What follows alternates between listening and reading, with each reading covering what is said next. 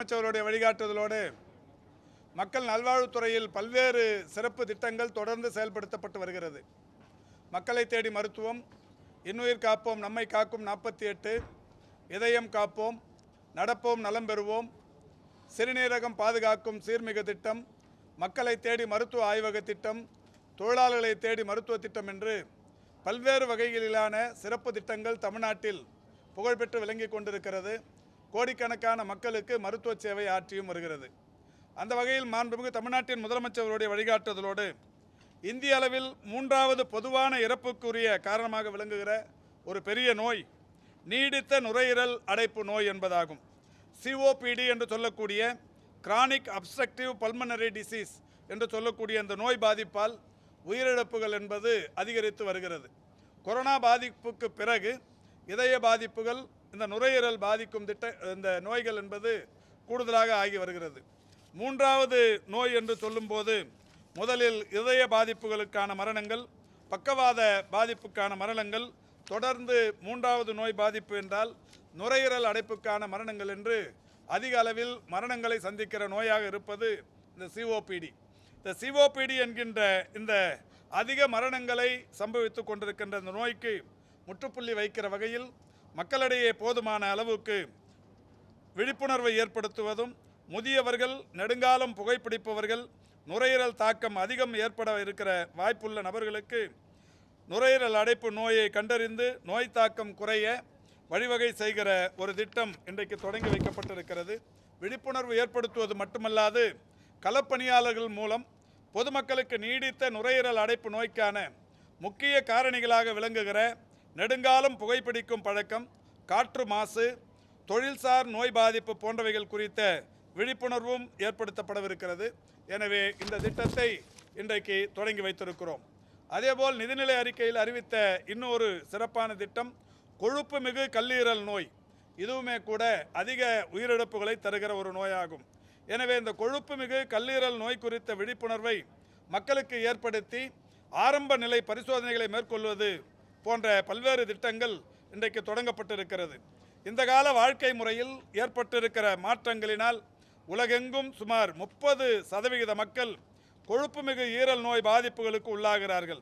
இதன் மூலம் இதை கருத்தில் கொண்டு களப்பணியாளர்கள் மூலம் இந்நோய் குறித்தான விழிப்புணர்வை ஏற்படுத்துவது, அறிகுறிகள் உள்ளவர்களை அரசு ஆரம்ப சுகாதார நிலையங்களுக்கு உரிய மருத்துவ பரிசோதனைகளுக்காக கல்லீரல் பாதிப்புக்கான இரத்த பரிசோதனை மேற்கொள்ள வழிவகை செய்வது போன்ற பல்வேறு விஷயங்களை மேற்கொள்வது என்பது இன்றைக்கு தொடங்கி வைக்கப்பட்டிருக்கிறது. ஆக இந்த இரு திட்டங்கள் இன்றைக்கு முறையாக தொடங்கி வைக்கப்பட்டிருக்கிறது. இந்த திட்டங்களின் தொடங்கி வைக்கிற இந்த நிகழ்ச்சியில் மாவட்ட திட்ட அலுவலர்கள், அதாவது மக்களை தேடி மருத்துவம் என்கின்ற மகத்தான திட்டத்தை மக்களிடையே கொண்டு போய் சேர்த்திருக்கிற மாவட்ட திட்ட அலுவலர்கள் அனைவருமே இங்கே பங்கேற்றிருக்கிறார்கள். மாவட்ட பயிற்சி மருத்துவ அலுவலர்கள் அனைவரும் பங்கேற்றிருக்கிறார்கள்.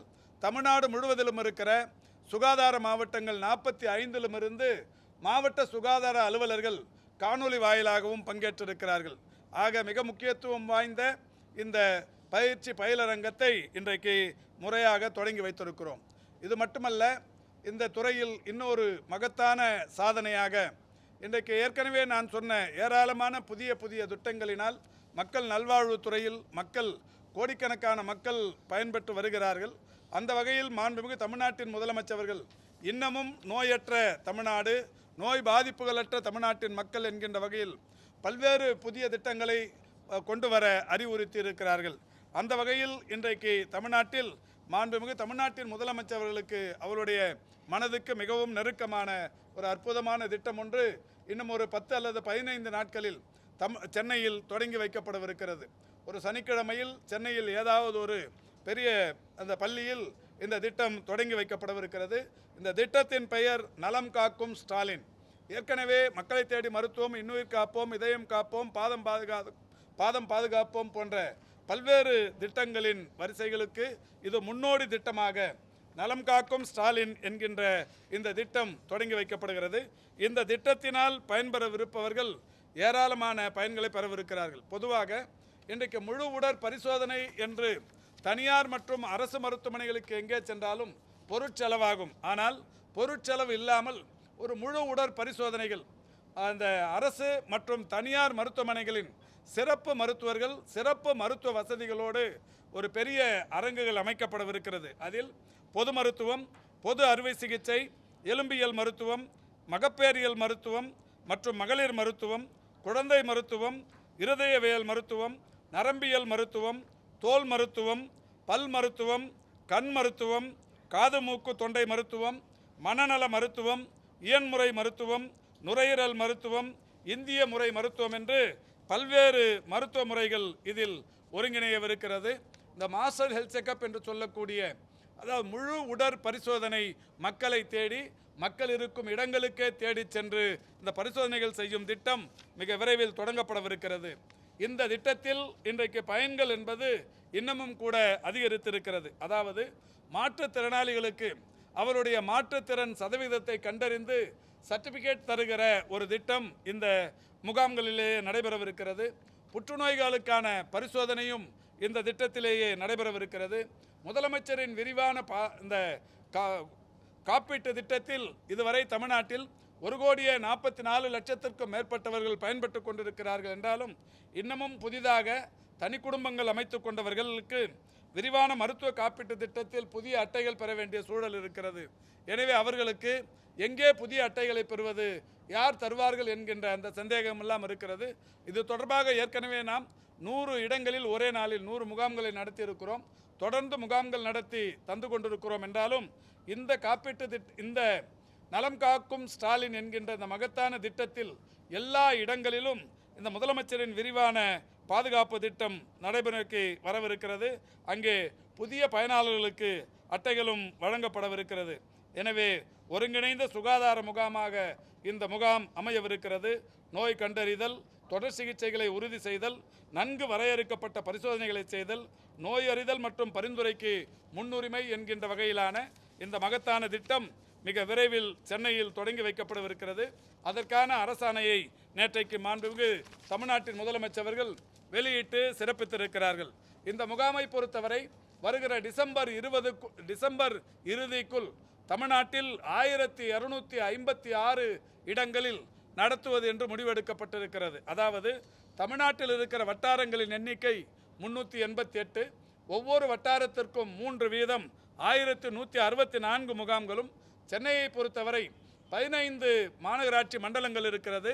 மண்டலத்திற்கு 1 என்கின்ற வகையில் 15 முகாம்களும், தமிழ்நாட்டில் 10 லட்சத்திற்கும் மேற்பட்ட மக்கள் தொகை கொண்ட மாநகராட்சிகள் 5 இருக்கிறது.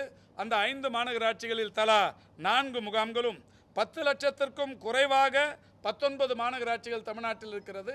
அந்த 19 மாநகராட்சிகள் தலா 3 முகாம்கள் வீதமும் ஒட்டுமொத்தமாக 1256 முகாம்கள் நடத்தப்படவிருக்கிறது.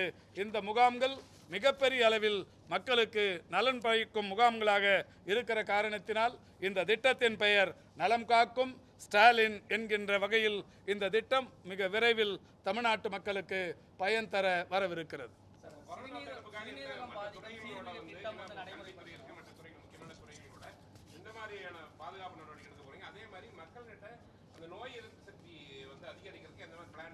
அதாவது கொரோனா பாதிப்புங்கிறது பெரிய அளவில் பதட்டப்பட வேண்டியதில்லைங்கிறத தொடர்ந்து சொல்லின்னு வரோம். நேற்றைக்கு கூட தமிழ்நாட்டில் ஒட்டுமொத்தமாக பதிவாகி இருக்கிற அந்த எண்ணிக்கை 236 பேருக்கு பாதிப்புக்குள்ளாகி இருக்கிறது.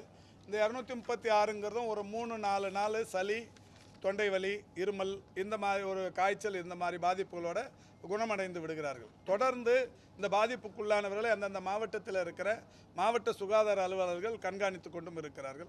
எனவே பெரிய அளவில் இதை பதட்டப்பட வேண்டியதில்லை. இன்னொன்று, நோய் எதிர்ப்பு சக்தி குறைவாக இருப்பவர்கள், வயது மூத்தவர்கள், இணை நோய் பாதிப்பு இருப்பவர்கள், இதய பாதிப்பு இருப்பவர்கள், சிறுநீரக பாதிப்பு இருப்பவர்கள், இது மாதிரியான பாதிப்பு மிகுந்தவர்கள் பொது இடங்களுக்கு போகிறப்ப ஆயிரக்கணக்கான நூற்றுக்கணக்கானவர்கள் கூடுகிற இடங்களுக்கு போகும்போது இந்த நோய் பாதிப்புள்ளவர்கள் யாராவது இருமினாலோ தும்மினாலோ அவர்களுடைய அந்த எச்சில் துகள் இவர்கள் மேலும் பட்டு இவர்களுக்கு அது வர வாய்ப்பு இருக்கிறது. எனவே தான் ஒன்றிய அரசின் சுகாதாரத்துறையின் சார்பில் ஒரு அறிவுறுத்தல் விடுக்கப்பட்டிருக்கிறது. இந்த மாதிரி பொது இடங்களுக்கு நோய் பாதிப்புள்ளவர்கள் போபவர்கள், கர்ப்பிணி தாய்மார்கள், வயதானவர்கள், நோய் எதிர்ப்பு சக்தி குறைவாக இருப்பவர்கள் போகிறவர்கள் முகக்கவசம் அணிந்து செல்வது நல்லது என்று அறிவுறுத்தப்பட்டிருக்கிறது. அதே தான் நாம் பலமுறை இன்றைக்கும் சொல்லிக் கொண்டிருக்கிறோம்.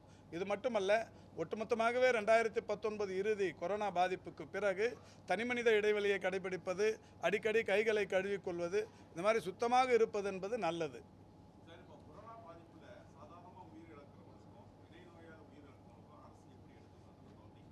அதாவது ஒரு ஆஸ்பத்திரிக்கு வந்து யாராவது நோய் பாதிப்புகளோடு வராங்க, இதய பாதிப்போ இல்லை சிறுநீரக பாதிப்போ, நீண்ட நாள் அந்த டயபெட்டிக்கு அடங்காத அந்த டயபெட்டிக் பாதிப்போடு வராங்க. அது இறப்புக்குள்ளாகிற அந்த சூழலில் டெஸ்ட் எடுக்கிறப்ப தனியார் மருத்துவமனைகள் என்ன பண்ணுறாங்கன்னா, ஒரு டெஸ்ட்டு பேக்கேஜ் வந்து 12-15 வகையான டெஸ்ட் எடுக்கிறாங்க. அதில் கொரோனாவும் ஒன்று. இந்த கொரோனாங்கிற அந்த டெஸ்ட் பாதிப்பை பார்த்துட்டு அவங்க கொரோனா இறப்புங்கிற மாதிரி அறிவிச்சிடுறாங்க. அது இப்போது அனைவருக்குமே ஒரு அறிவுறுத்தல் வழங்கப்பட்டிருக்கிறது துறையின் சார். அதாவது கொரோனாவால் இறப்புங்கிறது வேற, இணை நோயினால் இயற்கையாக வந்து இறப்படைகிறவங்க இன்சிடென்டலாக டெத்து. பட் வேற கொரோனா டெத்துனா கொரோனாவினுடைய தாக்கத்தினால இறந்தவங்க. ஸோ அதனால அதை வந்து வி ஹாவ் டு டிஃப்ரென்ஷியேட்.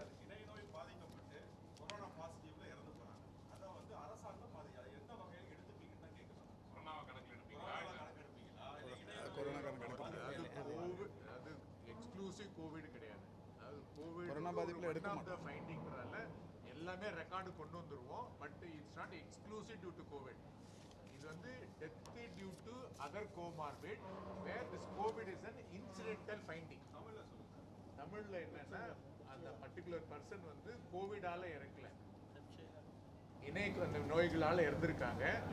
மற்றபடி நிறைய டெஸ்ட் பண்ணும்போது கோவிட் டெஸ்ட்டும் பண்ணோம், கோவிட் டெஸ்ட்டும் பாசிட்டிவா இருக்கு, அவ்வளவுதான். ஏன்னா கோவிடால எக்ஸ்க்ளூசிவா இறக்கல, அதனால அது கோவிட் இறப்பாக எடுத்துக்கொள்ளப்பட மாட்டாது. இறப்புமே நான் கணக்கு எடுத்துப்போம்.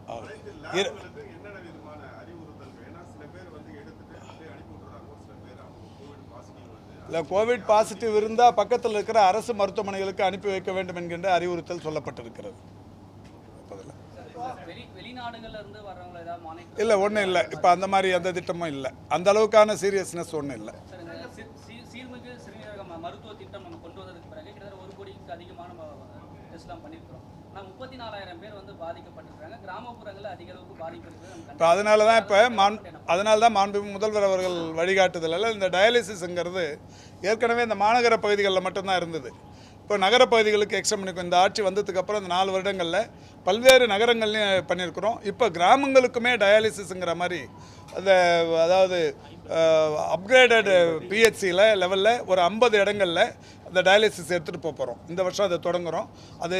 அது தொடங்குறது மட்டும் இல்லை, டயாலிசிஸ் பேஷண்ட்டு வெளியிலேருந்து வந்து ட்ராவல் பண்ணி வந்து டயாலிசிஸ் பண்ணின்னு போகிறதுக்குள்ளே அவங்களுக்கு இந்த புரத சத்துள்ள உணவு இல்லாமல் போகிறதால பெரிய அளவில் பாதிப்புக்குள்ளாகிறாங்க. அதுவும் கூட இலவசமாக புரத சத்துள்ள உணவு கொடுக்கறதுக்கு ஒரு திட்டத்தை அறிவிச்சிருக்கிறோம். மிக விரைவில் அதெல்லாம் தொடங்க போகிறோம்.